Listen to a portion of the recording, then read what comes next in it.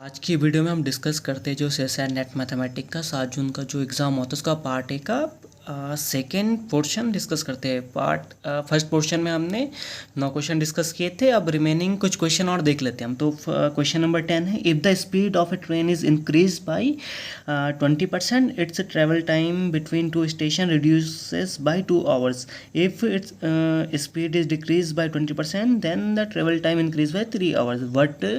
What is the normal duration of travel in hours. हमें ये बताना है कि कितना टाइम लगेगा अगर ये जो गिवन कंडीशन के साथ। तो ऑप्शन है, इसमें 4 ऑप्शन है, 4 ऑप्शन में से एक सही होगा। तो इसका ऑप्शन 2 करेक्ट है। तो हम इसका मेथड देख लेते हैं, सॉल्यूशन देख लेते हैं कि इसका सॉल्यूशन कैसे निकलेगा। ठीक है, तो सपोज हम अज्यूम कर लेते हैं कि जो टाइम लगता है टी टाइम लगता है और स्पीड क्या है, ट्रेन की स्पीड एक्स है। सो डिस्टेंस क्या हो जाता है, time into speed equal to x. इसको इक्वेशन फर्स्ट मान ले। तो फर्स्ट कंडीशन क्या है, फर्स्ट कंडीशन क्या है कि अगर हम स्पीड इंक्रीज करते हैं 20% तो टाइम कितना लगता है, 2 घंटे कम लगते हैं। सो स्पीड क्या है, एक्स का अगर हम 20% इंक्रीज करते हैं तो x plus x upon 5 equal to 6x upon 5 हो जाएगा स्पीड। और टाइम क्या हो जाएगा, टाइम रिड्यूस होकर 2 घंटे हो जाता है। तो टी जो और मेन टाइम है उससे t-2 हो जाएगा। So distance equal to speed into time.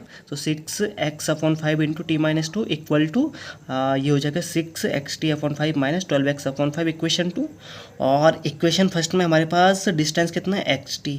तो दोनों को इक्वेशन फर्स्ट एंड सेकेंड से हमें क्या मिलेगा, xt equal to 6xt upon 5 minus 12x upon 5। अगर आप इसको सिंप्लीफाई करेंगे तो हमें t की वैल्यू मिल जाएगी 12। अगर आप देखें तो हमें यहाँ पे t टाइम ही पूछा है आवर्स में, तो ये 12 आवर्स इसका आंसर हो जाएगा।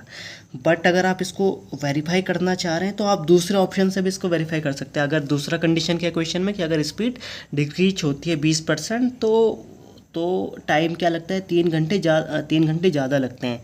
सो स्पीड क्या होगी, नई स्पीड होगी x minus x upon 5 4x upon 5। और टाइम क्या होगा, नया time t+3। Again distance equal to speed into time. तो so 4x upon 5 into t+3। तो इक्वेशन थर्ड मिला हमें। अगर again from first and third से अगर आप इसको सिंप्लीफाई करेंगे तो अगेन t इक्वल टू 12 इसका आंसर हो जाएगा। नेक्स्ट क्वेश्चन है अपने पास, the standard deviation of data x1 x2 x3 up to xn is sigma है। Sigma where is sigma is a positive, then the standard deviation of data 3x1 plus 2 3x2 plus 2 3x3 plus 2 up to 3xn plus 2 will be. So 4 option है, 4 में से first option इसका सही होगा। तो इसको इस क्वेश्चन को 2 तरीके से कर सकते हैं। फर्स्ट है डायरेक्ट फार्मूला। अगर आपको स्टैंडर्ड डेविएशन के कुछ फार्मूला है तो पहले उसके थ्रू देखते हैं, फिर हम दूसरे तरीके से भी करते हैं। So suppose a set of n number x1 x2 up to xn has a standard deviation sigma. Then अगर हम उसमें ओरिजिन में अगर चेंज करते हैं, ओरिजिन को शिफ्ट करते हैं तो उसके स्टैंडर्ड डेविएशन में कोई फ़र्क नहीं आता। So H D of x1 plus के x2 प्लस के अप टू xn प्लस के कोई भी नेचुरल नंबर है तो सिग्मा ही रहेगा। अगर हम सेम डेटा सेट में किसी नंबर के किसी नेचुरल नंबर के से मल्टीप्लाई कर देते हैं तो उसका एस डी भी के से मल्टीप्लाई हो जाएगा। That mean standard deviation of KX1 KX2 up to KXN equal to के सिग्मा हो जाएगा। और फर्स्ट और सेकेंड को अगर हम कंबाइन कर देते तो थर्ड रिजल्ट बनता है अपने पास S D of KX1 plus L KX2 plus L up to KXN plus L where L and K are any natural number, तो इक्वल टू के सिग्मा।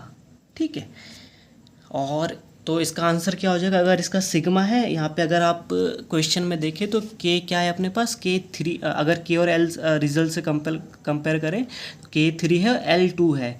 सो इसमें थर्ड रिजल्ट अप्लाई हो जाएगा, तो इसका आंसर हो जाएगा 3 सिग्मा। दूसरा तरीके से देखते हैं, अगर आप इसमें क्या कर लीजिए, कोई भी 3 नंबर इजी वाले जिसमें कैलकुलेशन इजी पड़े 3 नंबर चूज़ कर लीजिए। तो सपोज x1 x2 x3 1 2 3 ले लिया, इसका मीन निकाला, मीन होगा 2। अब स्टैंडर्ड डेविएशन का फॉर्मूला क्या होता है कि फर्स्ट नंबर से मीन को डिवाइड करके उसका स्क्वायर लेना होता है, सेकेंड से मीन को डिवाइड करके स्क्वायर, 3 से मीन को डिवाइड करके स्क्वायर अपॉन जितने नंबर है उसका अंडर रूट। सो आप इसको अगर इसका स्टैंडर्ड डेविएशन कैलकुलेट करेंगे तो ये आएगा अंडर रूट 2/3। इसको आप सिग्मा मान लीजिए। ठीक है, इक्वेशन फर्स्ट। अब क्वेश्चन के अकॉर्डिंग किसका पूछा है S D 3x1+2 3x2+2 3x3+2, तो ये क्या हो जाएगा 5 8 11, तो इसका मीन क्या होगा 8। अगेन इसका हम स्टैंडर्ड डेविएशन कैलकुलेट करते हैं, तो again 5 - 8 whole square plus 8 - 8 whole square plus 11 - 8 का होल स्क्वायर, तो अगेन इसको कैलकुलेट करके ये सिंप्लीफाई होके आएगा √18/3, एंड इसको और सिंप्लीफाई √18 को क्या लिख सकते हैं 3√2, सो 3 इंटू √2/3, √2/3 क्या है सिग्मा, तो ये हो जाएगा 3 सिग्मा। इक्वेशन अब फर्स्ट और सेकेंड से अगर आप ऑप्शन देखेंगे, सो सेकेंड कैंसिल हो जाएगा, 3 ऑप्शन भी कैंसिल हो जाएगा, 4th ऑप्शन भी कैंसिल हो जाएगा, सो 2 3 4 ऑप्शन एलिमिनेट हो रहे बाई एग्जाम्पल। एग्जाम्पल लेने से आप ऑप्शन को एलिमिनेट कर सकते हैं, ऑप्शन को सही नहीं कर सकते, ठीक है। तो यहाँ पे 2 3 4 ऑप्शन एलिमिनेट हो रहे हैं, सो फर्स्ट सो ओनली बचा अपने पास ऑप्शन 1, सो इसका आंसर हो जाएगा। नेक्स्ट क्वेश्चन है, suppose you have 2 data sets A and B have the same mean, then which of the following must be true. So sum of the observation in A equal to sum of the observation in B, second है mean of the square of the observation in A equal to mean of the square of the observation in B, third option if the 2 data sets are combined then the mean of the combined data set equal to mean of A plus mean of B, fourth option if the 2 data set are combined then the mean of the combined data set equal to mean of A. So अपने पास एक information है कि 2 data set ए में कुछ number है, B में कुछ नंबर है, दोनों का मीन सेम है, तो उस बेसिस पे हमें 4 ऑप्शन में से कोई एक सही बताना है, ठीक है। सो अकॉर्डिंग टू क्या है क्वेश्चन, क्या है mean of A equal to mean of B, तो सपोज एम अज्यूम कर लिया, मीन बेसिकली क्या होता है कि सम ऑफ द ऑब्जर्वेशन अपन टोटल नंबर ऑफ ऑब्जर्वेशन, ठीक है। तो इसको हम क्या करते हैं बाय एग्जांपल करते हैं, कुछ डेटा सेट लेते हैं तो उससे हम एलिमिनेट करने का ट्राई करते हैं। सो हमने लिया सपोज ए में क्या क्या नंबर है, सपोज ए में 3 नंबर है 3 5 एंड 10, तो इसका मीन क्या होगा 6। बी में 2 नंबर है सपोज 4 एंड 8, इसका मीन क्या होगा 6। सो दोनों का ए और बी का मीन सेम है, जैसे फर्स्ट ऑप्शन के अकॉर्डिंग अपनी अजम्पशन ट्रू हो रही है। अब फर्स्ट ऑप्शन के अकॉर्डिंग क्या है कि ऑब्जर्वेशन का sum A equal to sum of the observation in B, तो ए में जो नंबर है उनका सम कितना आ रहा है 5 3 8 और 10 18, बी में 12 आ रहा है, तो दोनों का सेम नहीं है, तो ऑप्शन 1 रॉन्ग हो जाएगा। अब हम देखते हैं second third and fourth option. अब सेकेंड ऑप्शन देख लेते हैं पहले। सेकेंड ऑप्शन क्या है अपने पास, mean of the square of the observation in A मी equal to mean of the square of the observation in B, मतलब जो ए में जो डेटा सेट है उनका स्क्वायर करके मीन लेना है, और बी में सेम जो डेटा सेट है उसका स्क्वायर करके मीन लेना है, तो दोनों इक्वल हो रहे हैं कि नहीं हो रहे हैं।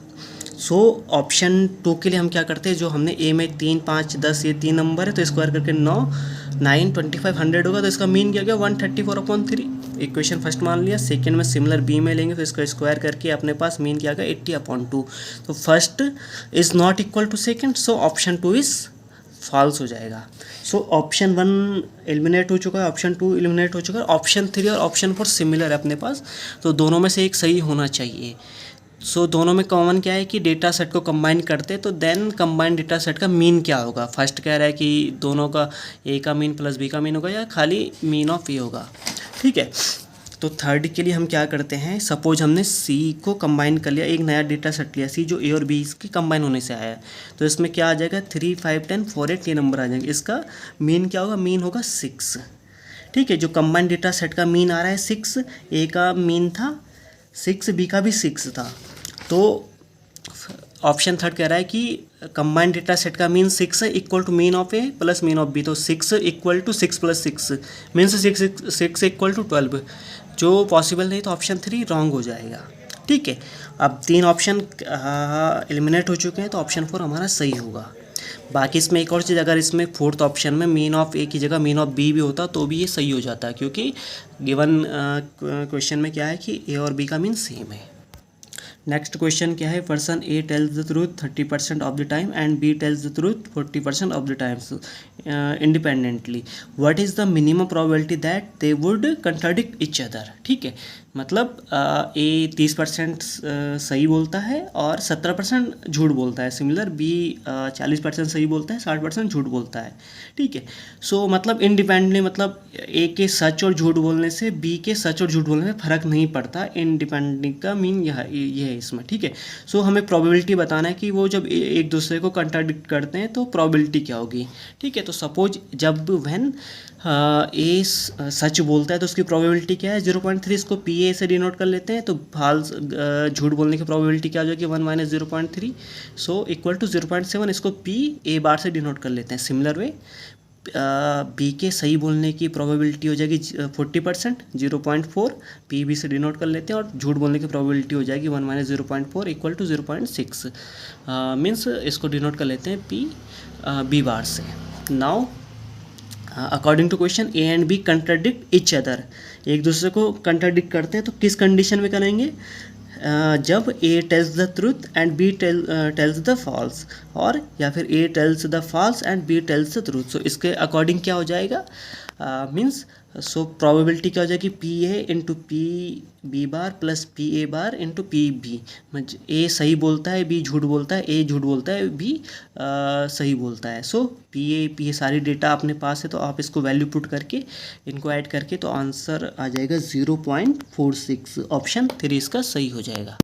नेक्स्ट क्वेश्चन है the figure show map of a field bounded by A B C D. If A B and D are perpendicular to AE then the perimeter of the field। तो ये फील्ड है, इसका हमें perimeter बताना है। तो इसका सिंपली पेरीमीटर क्या होगा, आपको A B plus A C plus C D plus D E plus E calculate करता है। तो इसमें ए बी गिवन है, ए ई गिवन है, ए डी गिवन है, तो अपना टास्क है बी सी और सी डी निकालना। ठीक है, सो फर्स्ट कंडीशन क्या है क्वेश्चन में कि A B and D E are perpendicular है। ठीक है, A B and D E are perpendicular to A E. ठीक है, सो इससे क्या इम्प्लाइज होता है, जो B D equal to A E हो जाएगा, तो B D equal to 15 metre. अब इसमें हम क्या करते हैं, बी सी डी एक ट्राइंगल त्रिभुज बनाते हैं इसे, और इसमें क्या करते हैं कि आप देखेंगे कि हाँ इसमें एंगल भी गिवन है। Angle A B C 30 degree है और angle C D E 30 degree है। तो इससे क्या हो जाएगा, एंगल अपने पास ये 30 डिग्री है, तो ये हो जाएगा 60, 90 माइनस 30 60, और सिमिलर वे में एंगल सी बी डी 60 हो जाएगा। सिमिलर वे में angle E D inner angle भी 60 डिग्री हो जाएगा। ठीक है, 90 माइनस 30 ये 60 हो जाएगा। सो ये एंगल 60, ये एंगल 60, तो ये एंगल भी 60 हो जाएगा, बिकॉज 180 माइनस 60 माइनस 60, तो ये भी 60 डिग्री हो जाएगा। तो ये तीनों एंगल सेम है, तो ये क्या हो जाएगा इक्विलैटरल से या समबाहु त्रिभुज हो जाएगा अपने पास। और समबाहु त्रिभुज में क्या होता है, तीनों भुजाएं सेम होती है। तो बी डी 15 मीटर है, सो बी सी भी 15 हो जाएगा, सी डी भी 15 हो जाएगा। तो अब इसका सिंपली पैरामीटर कैसे निकलेगा, A B plus B C plus C D plus D E plus A E, तो 15 प्लस 15 प्लस 15 मतलब 5 टाइम 15, तो 75 मीटर इसका सॉल्यूशन हो जाए। Next question is a boy can escape through a window of size at least 4 feet। The 28 windows of a house are of sizes 2, 3, 4 और 5 feet and their number are proportional to their sizes. The number of window available for the boy to escape through is. ठीक है, तो number of window बताने के कितने खिड़कियों से एक लड़का उस घर से भाग सकता है। ठीक है, टोटल कितने विंडो है 28। तो सपोज आप अज्यूम कर लेते हैं, क्योंकि क्या है कि जो नंबर ऑफ विंडो है उसके साइजेस के प्रोपोर्शनल है। सो अज्यूम कर लेते हैं कि number of window of size 2 feet की 2x, 3 फीट की 3x, 4 फीट की 4x और 5 फीट की 5x विंडोज़ हैं। ठीक है, तो इनको ऐड करेंगे तो टोटल कितने विंडो हो गए 14x। और बट गिवन क्या है कि कितने विंडोज से दे रहा है 28 विंडोज़ है। सो यहाँ से 14x equal to 28, x equal to 2, तो यहाँ से हमें पता चल जाएगा नंबर ऑफ विंडो 2 फीट की कितनी है 2x मीन्स 2 4, 3 फीट की 3x 6, 4 फीट की 4x 8, 5 फीट की 5x मीन्स 10। तो इनको ऐड करेंगे तो टोटल 28 हो रही है, 10, 18, 24, 4, 28। अब क्वेश्चन क्या है कि जो लड़का है घर से किस कंडीशन में भाग सकता है, अगर विंडो का साइज 4 फीट हो, कम से कम 4 फीट हो, तो मतलब 4 फीट से भाग सकता है। तो 4 फीट से जितने बड़े विंडो है उनसे भी वो आसानी से भाग सकता है। तो 4 फीट और 5 फीट की कितनी विंडो कैलकुलेट कर लेना है हमें। तो 10 + 8 18। सो इसका ऑप्शन 4 करेक्ट हो जाएगा। नेक्स्ट क्वेश्चन है, in a group of 7 people 4 have exactly 1 sibling and 3 have exactly 2 siblings. 2 people selected at random from the group, then what is the probability that they are not siblings? अपने पास 7 लोगों का group है जिसमें कुछ condition है कि 4 people have exactly 1 sibling and 3 people have exactly 2 sibling. तो हम इसको क्या करते हैं, 3 ग्रुप बना लेते हैं, ग्रुप 1, ग्रुप 2, ग्रुप 3। ठीक है, 7 लोग हैं, A B C D E F G. तो ग्रुप 1 में रखते हैं हम ए बी, ये आपस में सिबलिंग है। ग्रुप 2 में सी डी आपस में सिबलिंग है। ग्रुप 3 ई एफ जी आपस में सिबलिंग्स हैं। ठीक है, कैसे, जो कंडीशन क्या है कि 4 है एग्जैक्टली 1 सिबलिंग, तो ए बी का सिबलिंग है, बी ए का है, तो 2 इधर, सी डी का है, डी सी का है, तो 4 ये कंडीशन फुलफिल हो गई। एंड सेकेंड क्या है, 3 पीपल हैव एग्जैक्टली 2 सिबलिंग्स। सो ई के 2 सिबलिंग है एफ जी, एफ के 2 हैं ई जी, जी के 2 हैं E F. So 3 people have exactly 2 sibling. तो अपनी जो क्वेश्चन में गिवन कंडीशन वो फुलफिल हो रही है। नाउ नेक्स्ट क्या पूछा है, 2 people selected at random from the group, then what is the probability that they are not sibling. तो हमें 2 पीपल चूज़ करने हैं और उसकी प्रोबेबिलिटी बताने कि वो आपस में सिबलिंग्स नहीं होंगे। तो ठीक है, तो अपन क्या है कि अपन को 2 पर्सन चूज़ करने हैं। ठीक है, तो पहला पर्सन हम किसी भी ग्रुप से चूज़ कर सकते हैं। ठीक है, ग्रुप 1, ग्रुप 2, ग्रुप 3। ठीक है, तो हम क्या करते हैं, बारी बारी से तीनों ग्रुप से, पहले ग्रुप 1 से लेंगे, फिर ग्रुप 2 से, ग्रुप 3 से, फिर प्रोबेबिलिटी कैलकुलेट करते हैं। सपोज हमने ग्रुप 1 से पहला बंदा चूज़ कर लिया। ठीक है, तो पहले ग्रुप से चूज़ करने की प्रोबेबिलिटी क्या है, पहले ग्रुप में 2 पर्सन है, टोटल कितने नंबर ऑफ पीपल है 7, तो 2/7।